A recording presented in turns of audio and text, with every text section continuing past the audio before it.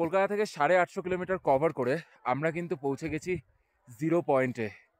আর মানে এখানে পৌঁছানোর পর ভাই মনে হচ্ছে যেন আরেকটা কিছু অ্যাচিভ করলাম।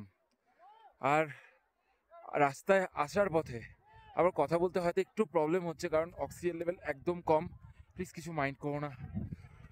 এখানে আসার রাস্তা কিন্তু খুব ভালো ছিল না, অনেক অফরোড, অনেক কিছু অ্যাডভেঞ্চারের সম্মুখীন হয়ে আমরা কিন্তু এখানে এসে পৌঁছেছি।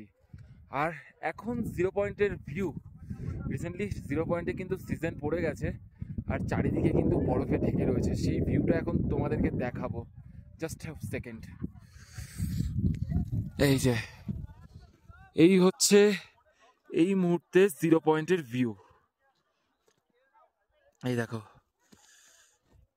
ভাই সাহেব, ঠিক ওই দিকটা করে কিন্তু সাংলাফু লেক, ঠিক ওইদিকে উঠতে হবে, উঠে দেন ওই সাইডটা দিয়ে বাদিকে ঢুকতে হবে। বাট কোনো রকম কারণবশত ওই রাস্তাটা বন্ধ রয়েছে, এখন যাওয়া যাচ্ছে না।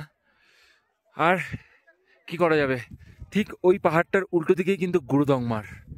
আর যাই হোক, এই হচ্ছে এখন চারিদিকের ভিউ, ঠিক এরকম।